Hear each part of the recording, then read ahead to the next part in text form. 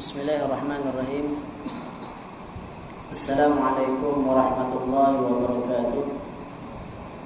Innal hamdalillah nahmaduhu wa nasta'inuhu wa nastaghfiruh wa na'udzu billahi min shururi anfusina wa min sayyiati a'malina. Man yahdihillahu fala mudilla lahu wa man yudlil fala hadiya lahu. Wa ashhadu an la ilaha illallah wahdahu la syarika lahu wa ashhadu anna Muhammadan 'abduhu wa rasuluh. Ya ayyuhalladzina amanu taqullaha haqqa tuqatih wa la tamutunna illa wa antum muslimun. Ya ayyuhan nasu taqu rabbakum alladzi khalaqakum min nafsin wahidah wa khalaqa minha zawjaha wa batha minhuma rijalan katsiran wa nisaa'a.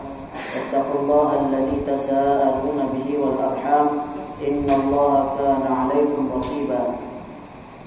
Ya ayyuhalladzina amanu taqullaha wa qulu qawlan sadida يصلح لكم أعمالكم ويغفر لكم ذنوبكم ومن يطع الله ورسوله فقد فاز فوزا عظيما. أما بعد. Alhamdulillah, bersyukur kita kepada Allah Subhanahu wa taala pada malam ini dapat kita bersama-sama kembali menyambung kuliah maghrib kita, di mana kita mempelajari dua buah kitab Asy-Syama'il Muhammadiyah dan juga kitab perisai bagi sekalian mukallaf.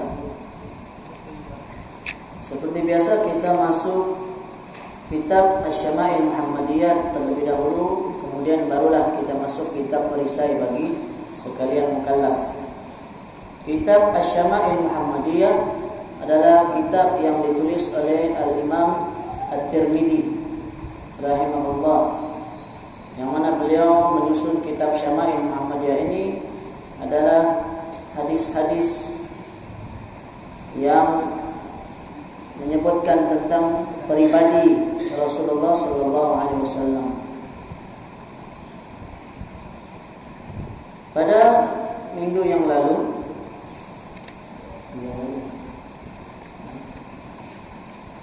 kita baru sahaja selesai dalam bab Salatul Duha, bab Salatul Duha, yaitu bab tentang salat duha Nabi sallallahu alaihi wasallam. Ini baru sahaja kita selesai, dan insyaallah pada malam ini kita masuk bab yang baru, bab Salatul Tatawwu'i fil baiti, yaitu bab salat sunat di dalam rumah. Bab salat sunat di dalam rumah. Dan hadis ini, dalam bab ini hanya ada sebuah hadis saja, yaitu hadis yang ke-239 daripada Abdullah bin Sa'id Al-Ansari radhiyallahu anhu berkata, Sa'altu Rasulullah sallallahu alaihi wasallam 'anis salati fi baiti was salati fil masjid. Qala qad tara ma aqraba baiti minal masjid. Fala an usalliya fi baiti ahabbu ilayya min an usalliya fil masjid illa an takuna salatan maktubatan. Hadis riwayat Ibnu Majah, Imam Ibnu Majah. Abdullah bin Sa'id Al-Ansari berkata, aku bertanya Rasulullah sallallahu alaihi wasallam an salat fi baiti wa salati fil masjid, tentang salat di rumah dan salat di masjid. Maksudnya salat sunat, Yang dimaksudkan ini adalah salat sunat. Maka Rasulullah sallallahu alaihi wasallam bersabda, qad tara ma aqraba baiti minal masjid. Kamu melihat betapa dekatnya rumahku dengan masjid. Kata Nabi, kamu lihat betapa dekatnya rumahku dengan masjid. Rumah Nabi di mana? Rumah Nabi betul-betul sebelah dengan Masjid Nabawi. Sekarang bukan lagi sebelah, dalam masjid sudah. Disebabkan Masjid Nabawi ini diperbesarkan, maka rumah Nabi itu termasuk sudah di dalam masjid. Jadi kata Nabi, kamu melihat qad tara ma aqraba baiti minal masjid, betapa dekatnya rumahku dengan masjid. fala an usalliya fi baiti ahabba ilayya min an usalli fil masjid. Sungguh aku lebih suka salat di rumah daripada salat di masjid. Kata Nabi, aku suka salat di rumah berbanding salat di masjid, illa an takuna salatan maktubah, kecuali salat maktubah, salat fardu. Kecuali salat wajib lah. Salat wajib kena salat di masjid. Artinya Nabi SAW suka salat sunat di mana? Di rumah atau di masjid? Di rumah. Nabi lebih suka salat sunat di rumah. Karena itulah Nabi SAW biasa dia salat rawatib pun, biasa salat di rumah. Kan? Kemudian masuk ke masjid, lepas itu terus qomat dan Nabi terus mengimamkan. Kan? Begitu juga habis salat Nabi terus balik ke rumah. Dan Nabi buat rawatibnya di rumah. Kan? Qabliyahnya di rumah, ba'diyahnya pun di rumah. Sebab sebelah saja. Okey? Penjelasan ringkas tentang hadis ini, Nabi SAW sentiasa salat fardu di masjid, manakala salat sunat pula di rumah baginda. Ini adalah untuk mendidik diri agar ikhlas, supaya ikhlas serta menjauhi sifat riak, supaya kita tidak riak dalam ibadah. Tapi jangan pula supaya tidak riak salat fardu pun di rumah. Itu tidak tepatlah. Kan? Dia salat wajib, salat 5 waktu di rumah.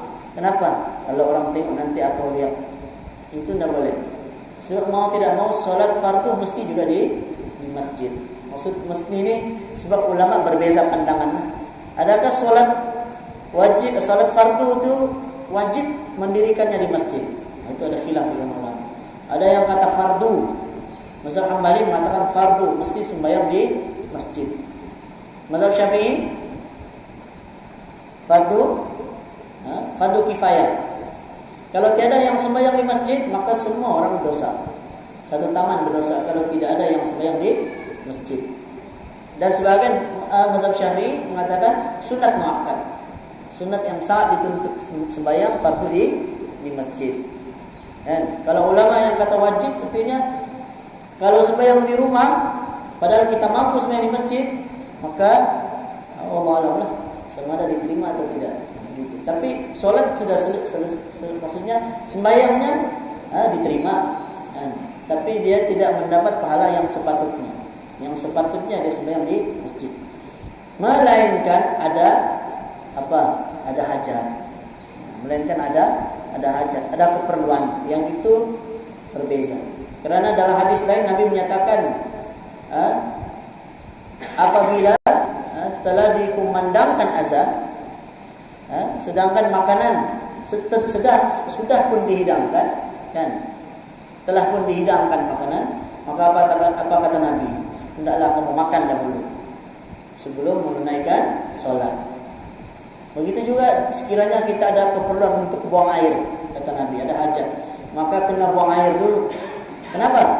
Karena sekiranya kita mendahulukan solat, maka akan menyebabkan salat kita tidak khusyuk.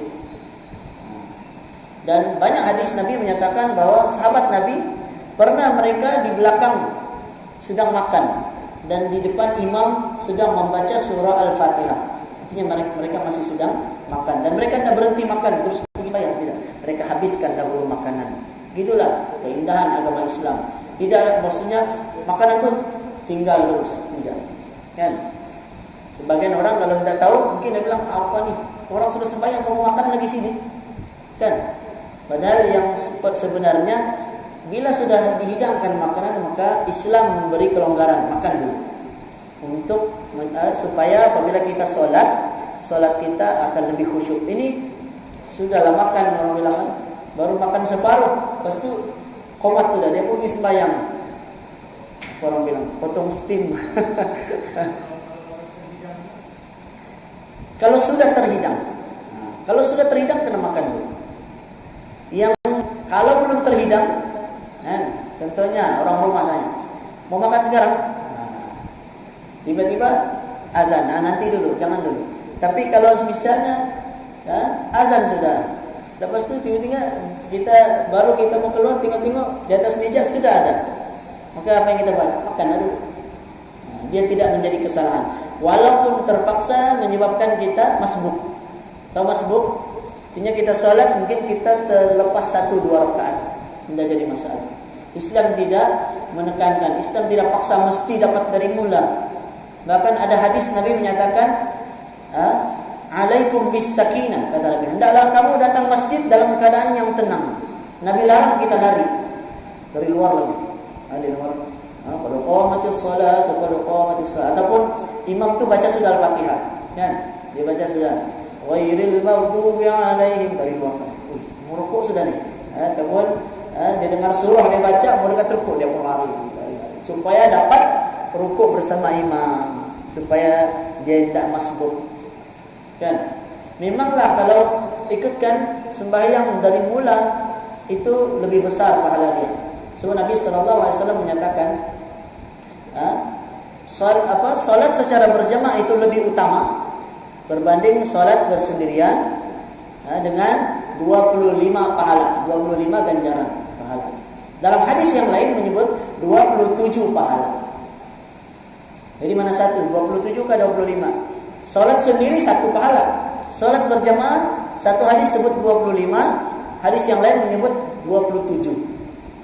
Jadi para ulama mengatakan 27 dan 25 ini kerana berbeza kadar orang yang salat jemaah.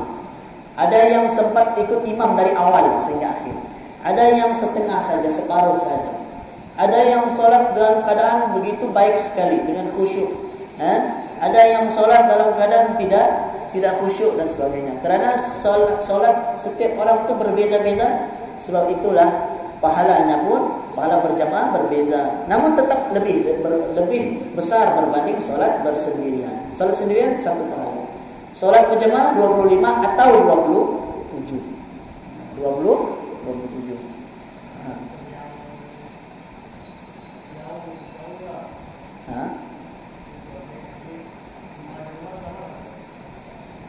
Macam yang jauh, masih jauh dari rumah.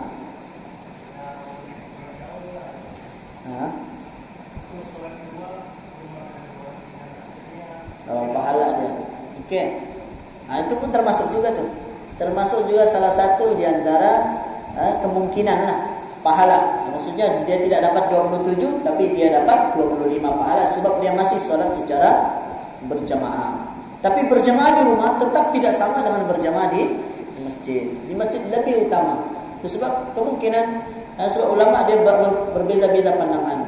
Tapi secara ringkasnya kita paham bahwa solat berjamaah itu berbeza-beza keadaan. Sehingga itu ada yang dapat 27 pahala, ada yang dapat 25 pahala. Okey? Jadi kalau orang yang solat di rumah secara berjamaah, dia bilang boleh juga pas sembahyang jemaah di rumah. Maka dia tidak samalah seperti mana solat di masjid. Tapi kalau kita dalam keadaan kita berniat untuk mendapatkan solat berjamaah di masjid, tiba-tiba kita sampai ke masjid habis sudah sembahyang, maka sebagian ulama mengatakan dia tetap dapat 25 pahala. Kenapa? Karena niat dia. Kan? Karena niat dia dan dia bersungguh-sungguh untuk dapatkan jemaah. Dia tetap datang dalam keadaan tenang sampai ke masjid habis sudah. Jadi walaupun dia sembahyang bersendirian, tetap dia dapat pahala 25 pahala. Itu kelebihan. Sebab apa?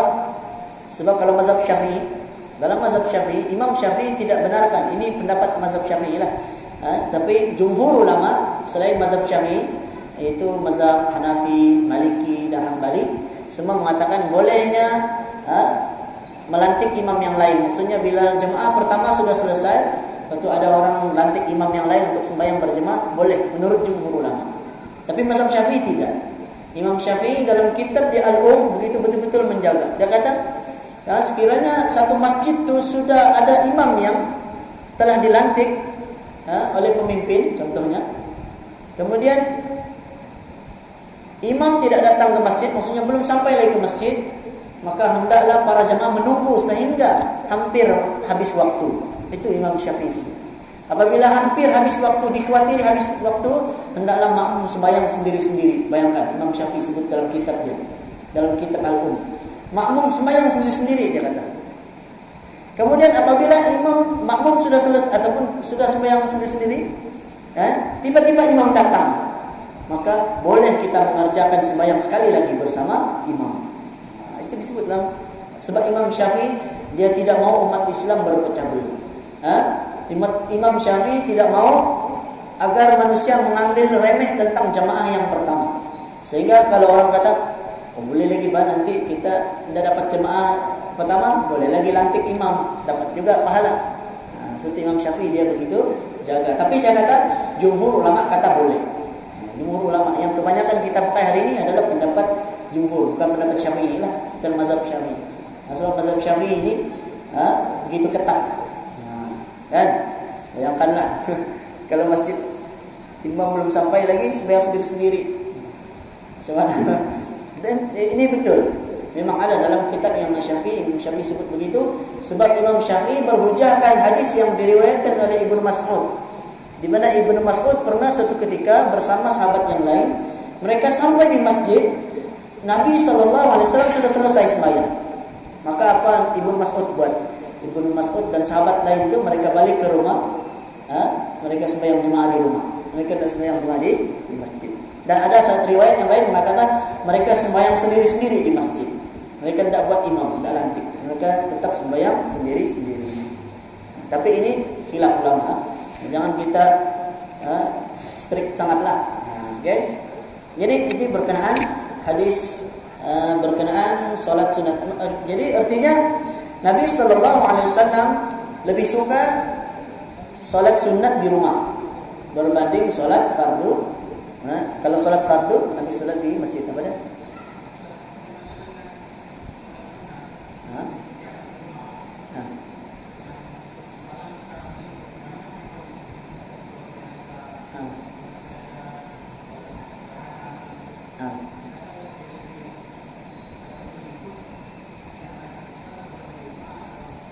Okey, yang dimaksudkan dengan solat sunat, bagus pertanyaan. Maksudnya, adakah solat yang bukan solat fardu, yang lain itu kena buat di masjid ataupun bukan di masjid?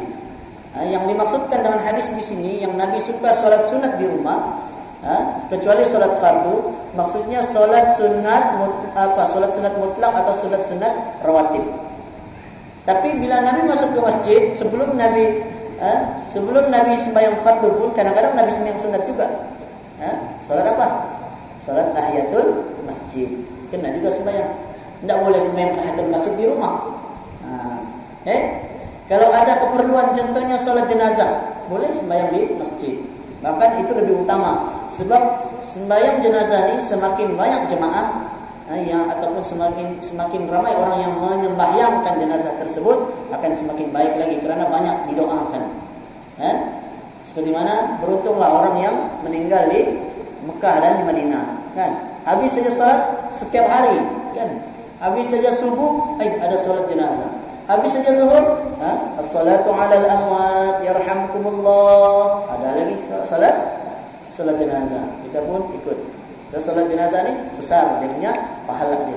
Tapi lebih besar lagi sehingga kita ikut sampai ke kubur. Itu lebih baik lagi lah. Okey. Jadi yang dimaksudkan dengan hadis Nabi solat sunat di rumah itu adalah solat sunat rawatib, ataupun solat sunat mutlak, ataupun solat sunat yang biasa yang lain lah.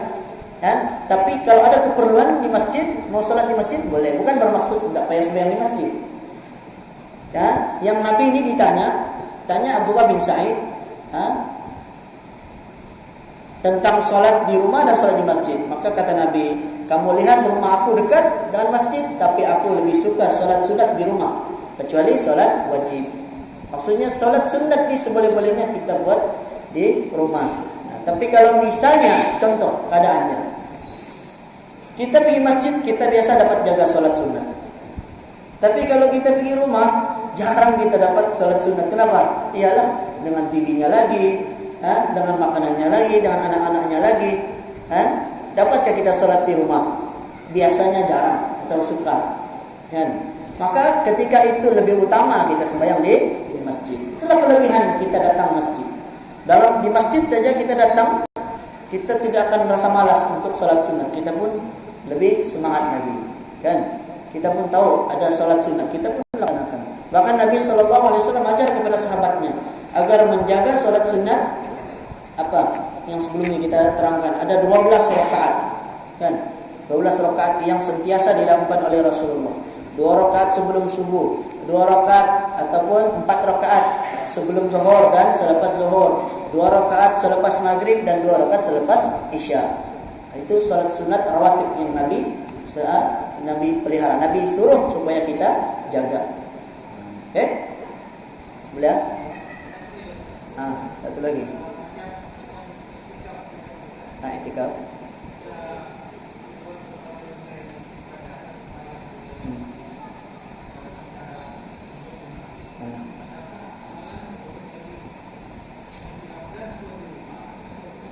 Okey. Soalan dia berkenaan i'tikaf. Adakah berbagai-bagai ibadah yang dilakukan lebih utama di rumah atau di masjid? Sudah tentu di masjid lah. Sebab i'tikaf tidak ada di rumah. I'tikaf ni adalah amalan di masjid. Tidak ada i'tikaf di rumah. Dan itu pun ulama berselisih. Mana i'tikaf yang lebih utama? Dan jumhur ulama mengatakan ataupun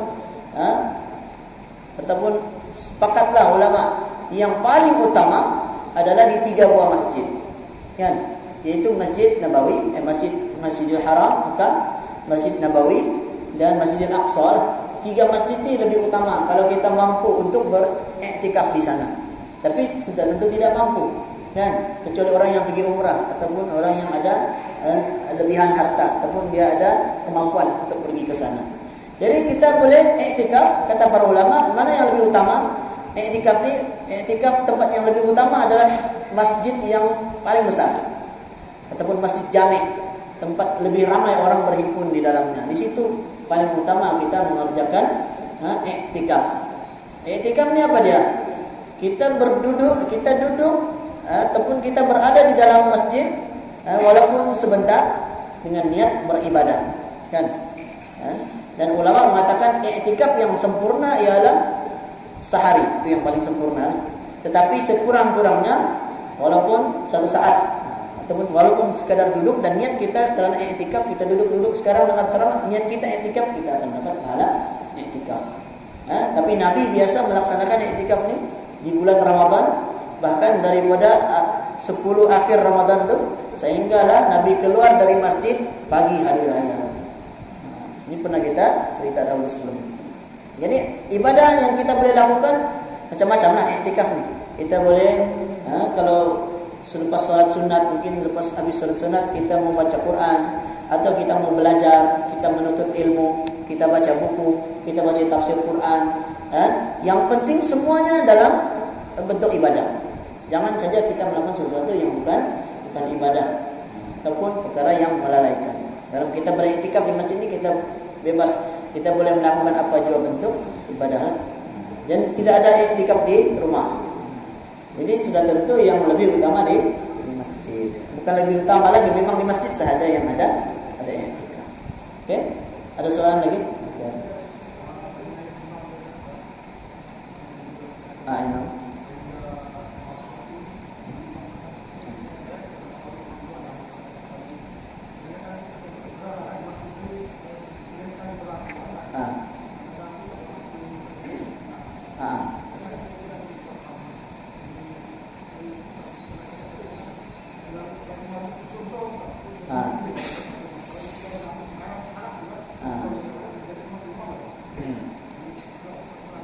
Okey, dia berkenaan tolak menolak ni, kan? Imam ni, ialah kadang-kadang imam mungkin ada, kan? Macam saya sendiri pun kadang-kadang lambat, ada keperluan, mungkin ada yang kita tidak dapat elakkan. Saya pun kadang-kadang pernah juga saya datang, habis sudah, kan? Kita semua sendiri ada, ataupun kadang-kadang saya ada keperluan, mau singgah masjid tapi habis sudah, jadi terus saya balik ke rumah. Kadang-kadang saya sembahyang juga di rumah. Jadi berkenaan yang di masjid ni, ketika mana memilih imam, ya, Nabi SAW sudah menyatakan dalam sebuah hadis bahawa tidak akan datang hari kiamat melainkan berlakunya tolak menolak dalam memilih imam. Itu tanda hari kiamat lah. Dan perkara ini biasa, memang sudah berlaku. Dan ini bukan tanda besar lah, ini tanda kiamat yang kecil.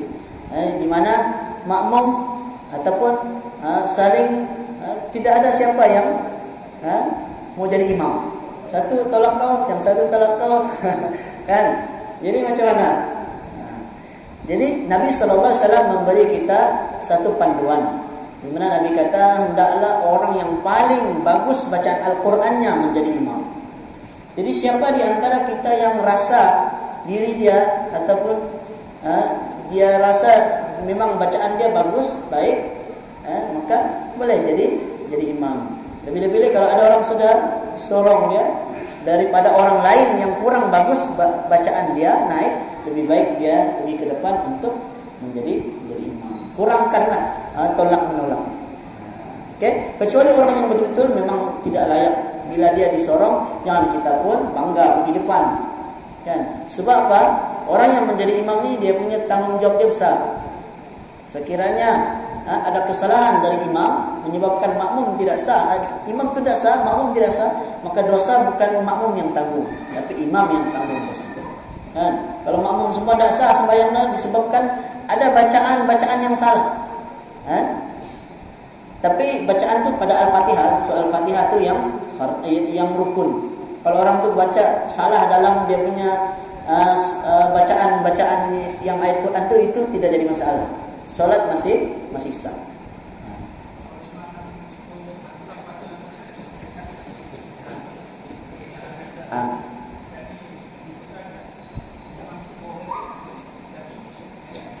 Kita ikut sajalah. Kan? Kita ikut saja, jangan kita kecuali sekiranya imam tu maksudnya bacaan dia yang memang kita rasa betul-betul, tapi kita kena tahu, kita kena yakin dulu lah. Kalau bacaan dia memang betul-betul tidak sah sudah, bagi kita tidak sah sudah sembahyang tu, kita niatlah kita sembahyang bersendirian.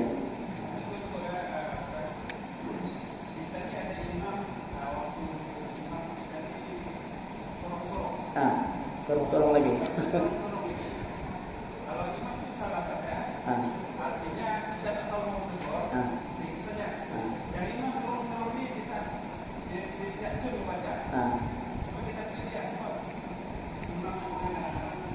Iyalah. Okay.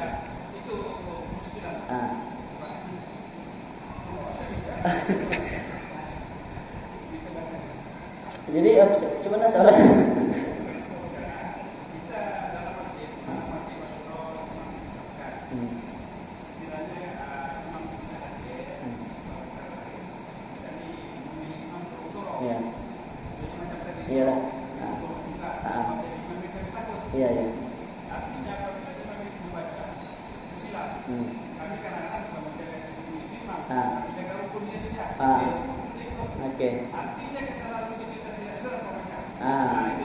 Kesalahan tidak ditegur sekiranya imam itu tersalah dalam bacaannya. Yang betulnya makmum kena tegurlah. Yang betulnya, kaedah yang betulnya adalah makmum kena tegur sekiranya imam tersalah. Tidak boleh kita jaga hati dalam menjadi imam. Siapa juga jadi imam, kita kena sedar yang imam ni manusia biasa juga. Yang pasti ada kesilapan, ada tersalah. Jangan kita ingat imam ni mesti bacaan dia betul. Kadang-kadang dia lupa rakaat. Nabi sendiri pernah salah baca. Nabi pernah lupa bacaan. Lepas tu habis sembahyang tu Nabi tanya kepada Sayyidina Umar, kenapa engkau tidak menolong aku untuk bacakan? Maksudnya memperingatkan. Kemudian Nabi pernah sembahyang seperti sebelum ini pernah kita cerita. Nabi pernah sembahyang zuhur 2 rakaat kerana terlupa. Habis sembahyang itu, hadis itu sahih riwayat Bukhari dan Muslim. Habis saja Nabi sembahyang, Nabi keluar pergi ke tepi masjid, bayangkan. Makmum tu sahabat Nabi masih di sof masing-masing. Kan? Apa jadi? Semua pun Nabi ni salah kan? Atau memang solat ni sudah ditukar, maksudnya diubah semula. Dulu mula-mula 2 rakaat, lepas tu ditambah 4 rakaat, sekarang jadi 2 kali kan? Sahabat masing-masing ada pertanyaan. Jadi Nabi setelah pergi ke tepi masjid bercakap dengan seseorang, lalu Nabi tengok sahabat masih di tempat sof masing-masing. Kan Nabi pergi ke sana, lalu Nabi bertanya. Sebab di sana ada Abu Bakar, ada Sayyidina Umar, ada Sayyidina Utsman, tapi semua tidak berani cakap. Macam kita lah, ada juga yang tak berani. Jadi ada seorang sahabat yang berani, namanya Dzul Yadain nama dia. Dzul Yadain ni, dia tanya, "Ya Rasulullah, apakah solat ni telah dikosongkan ataupun kau terlupa?" Nabi jawab apa? "Solat tidak dikosongkan dan saya tidak lupa." Nabi kata, "Saya yakin solat 4 rakaat." Maka sahabat tadi memberitahu bahwa Nabi hanya solat 2 rakaat saja. Lalu Nabi tanya sahabat yang lain tadi, "Betulkah?" Semua mengiyakan. Yang Nabi tersalah 2 rakaat saja. Maka apa Nabi buat? Nabi sambung saja. Nabi tidak sembahyang dari mula. Nabi sambung saja 2 rakaat itu. Nabi pergi ke tempat dia balik, Allahu Akbar. Yang lain semua ikut. Habis saja lepas Nabi bagi salam, Nabi sujud sahwi 2 rakaat. Dua sujud. Ya? Jadi di situ menunjukkan bahwa Nabi, bukannya kita mengatakan Nabi itu lemah, tidak. Memang Allah Subhanahu wa taala mentakdirkan ada masa-masa tertentu Nabi terlupa untuk bertujuan mengajar kita. Bahkan Nabi pernah berjalan, Nabi ingatkan kepada Bilal bin Rabah. Minta supaya Bilal ini nanti besok kejutkan untuk bangun salat subuh. Tapi apa yang terjadi, Nabi bangkit saja pagi, matahari sudah tegak di atas. Lepas itu Nabi tanya Bilal pun kata, "Demi Allah ya Rasulullah, saya juga tertidur."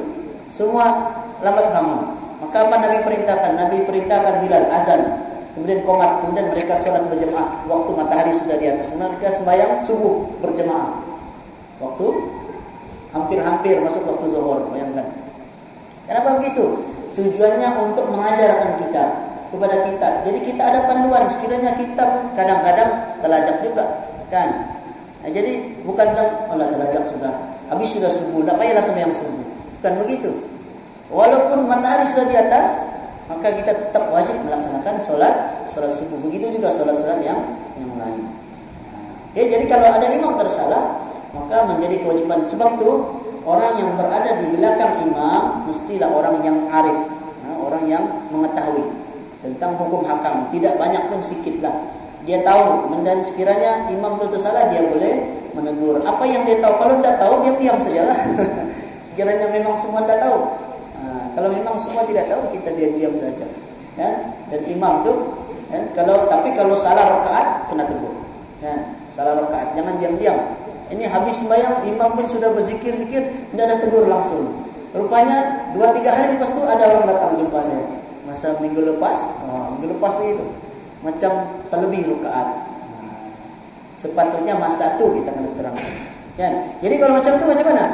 Kalau sudah tersalah, terlebih itu tidak apalah. Tapi kalau terkurang, sama aja sebenarnya, terlebih ataupun terkurang sama aja. Dia menyebabkan boleh batal solat. Jadi ada ulama yang kata kalau begitu, kalau sudah lebih lama, terlalu lama, bukan boleh sambung tidak. Ini 2-3 minggu lepas punya sambung lagi 2 rakaat. Tidak boleh. Itu kena sembahyang dari mula. Okey. Iya. Okey.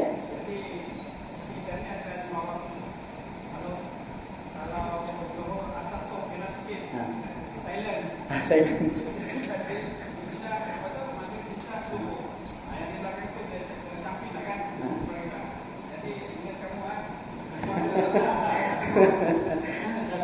Okey.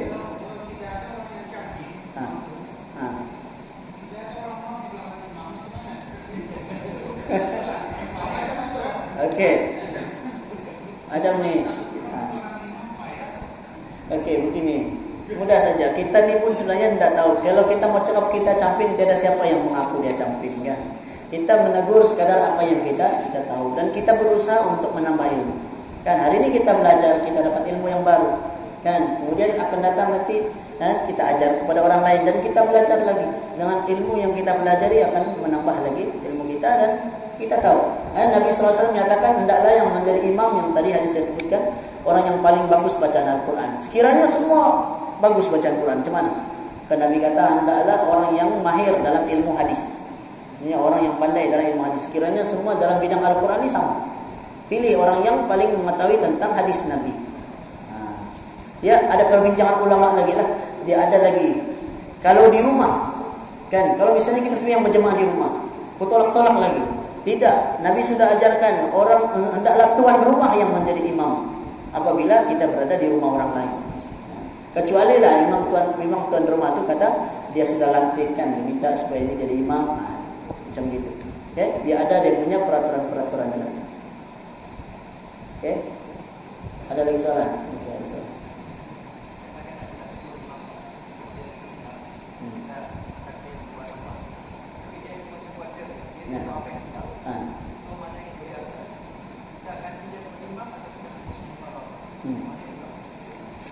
Kesalahan itu macam mana kesalahannya? Kalau misalnya, kalau kita tegur imam dan imam tidak ada respon, contohnya imam itu pun tidak tahu apa dia salah, dia rasa dia betul, jadi dia tetap melakukan kesalahan.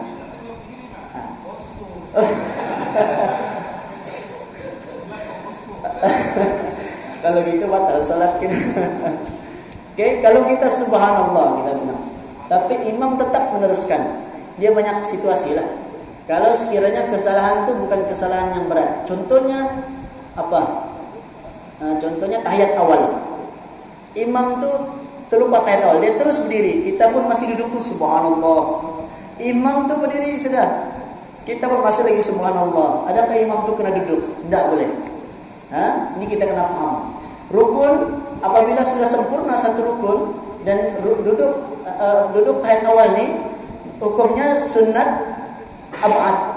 Dia sunat yang menyerupai rukun, tapi dia bukan rukun, dia sunat saja. Jadi bila imam tersalah, dia terberdiri full lengkap, maka kita sudah subhanallah. Kalau imam tu separuh masa kita sebut subhanallah, dia boleh duduk lagi. Itu sebab jangan kita tunggu dia berdiri habis baru imam subhanallah. Tidak boleh. Masa dia tersalah, dia mau berdiri tu, sebelum dia berdiri penuh tu kita sebut subhanallah supaya dia boleh duduk balik. Tapi kalau dia sudah berdiri penuh, makmum wajib ikut dia berdiri sama-sama.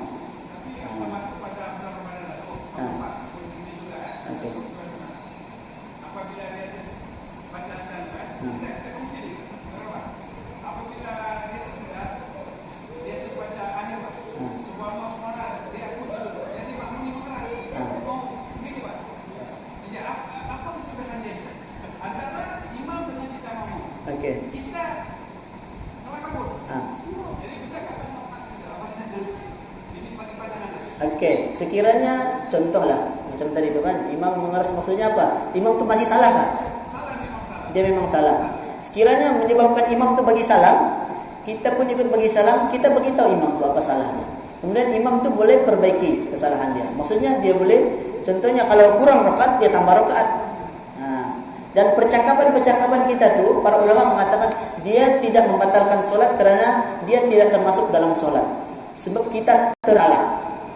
Kita terlupa.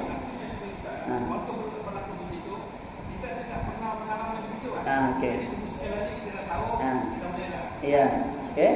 Jadi itu yang saya ingatkan.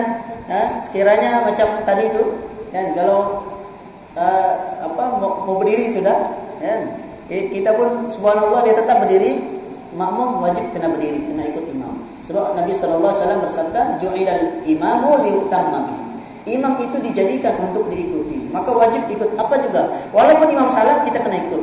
Kecuali kesalahan yang berbentuk rukun. Contoh, sekiranya imam terlebih rakaat, adakah makmum kena ikut? Yang di situ makmum kena sebut subhanallah.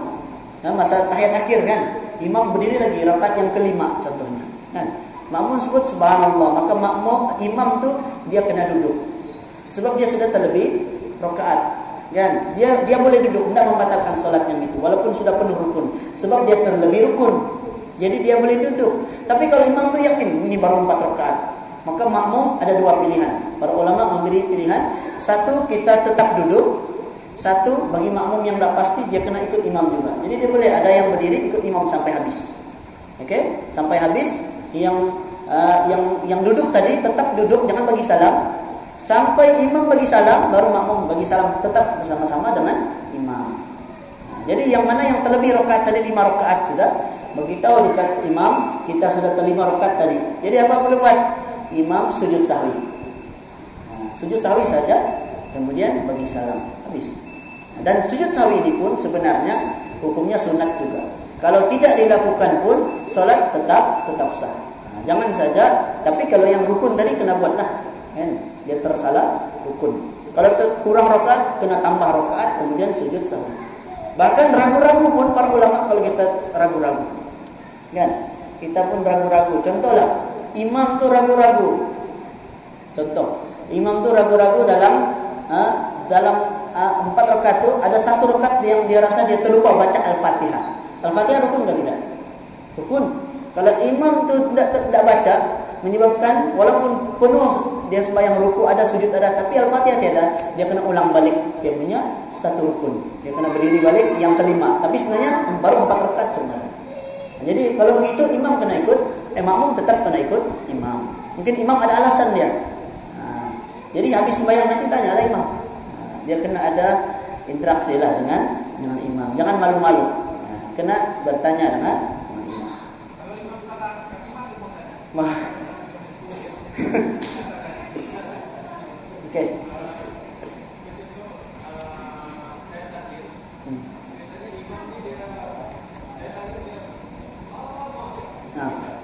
Oke.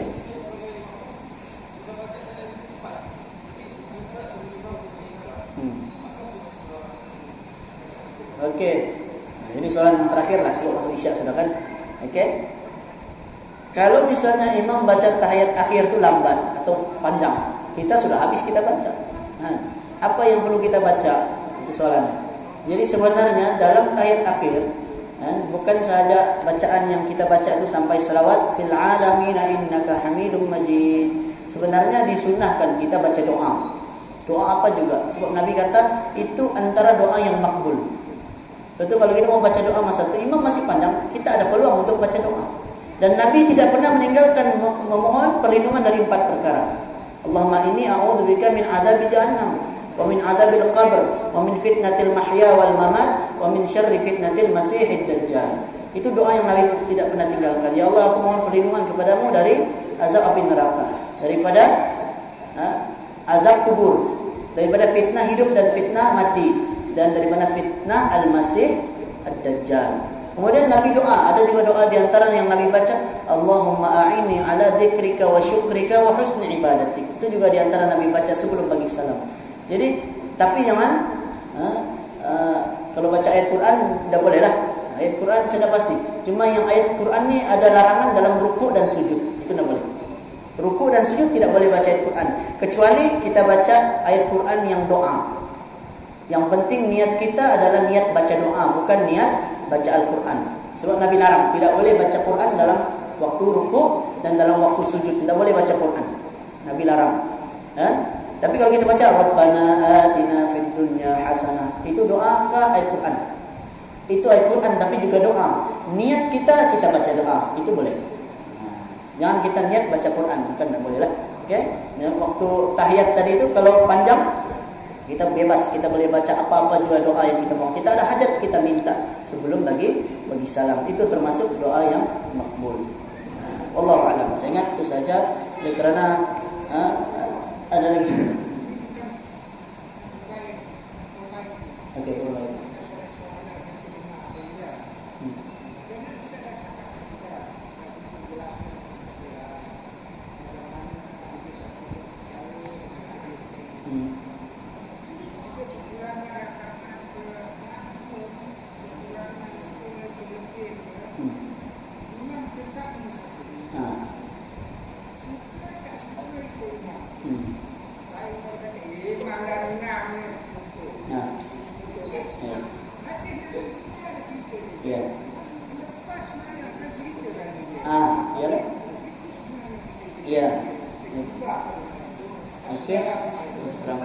Jadi ditambah oleh Pak Lah tambah, dia maksudnya dia ingatkan kepada kita, imam apa juga imam lakukan, imam tetap nomor 1 lah.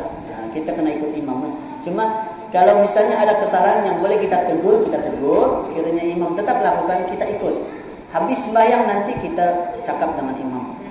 Cuma imam kena maklum lah. Imam pun, yang imam tu kena tahu. Nanti imam pun dah tahu apa mau buat. Sebab kadang-kadang imam pun ada juga yang tidak tahu. Jadi begitu kita sujud sahwi, ataupun tambah lagi 1 rakaat baru sujud sahwi. Dan sujud sahwi ni, sebelum saya terlupa lah, sujud sahwi dalam mazhab Syafi'i kita bebas boleh memilih sama ada sebelum salam atau selepas salam.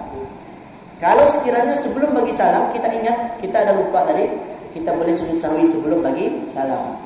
Sekiranya kita sudah bagi salam, kita lupa kita belum sujud sahwi, kita boleh lagi sujud sahwi sekali lagi, kemudian bagi salam. Artinya salam itu jadi berapa kali sujud salam itu?